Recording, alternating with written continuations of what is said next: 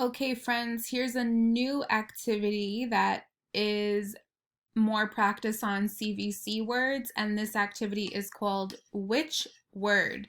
So we're going to read this together, teacher notes. Students will look at picture and choose the word that matches the picture. So it says, think about the ending sound, pick a word. So you really have to pay attention to what sounds that you're hearing in the picture. So I know that this is a p-at, pot. So I have to take my counter and pick which word here matches that sound. Okay, so pop or pot. If I say pot again, I know that that has a T at the end of it. So I'm going to put my counter on top of the word pot with T at the end. And I think that that's the correct spelling. So for the next one, this is a picture of a hat. Same thing, you hear that T sound at the end of the word. So I know that that is the correct answer. This is a pad. Now, pad and pat kind of sound the same, but that ending sound that you hear at the end, pad, d, is telling me that the last letter of this word is D.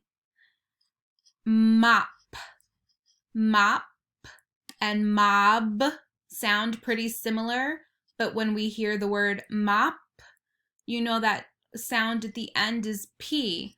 B has a different sound, even though they sound pretty the same, but P and B are different. So mop.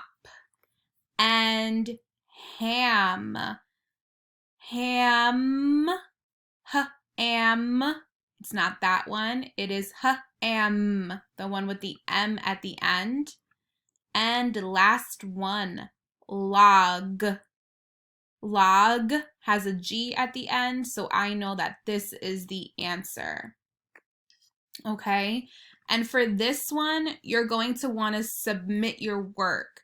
So in the corner, it's not going to look the same for me, but in the corner, there's going to be an option. When you're done, I'll show that to you on Google Classroom. Hold on one second.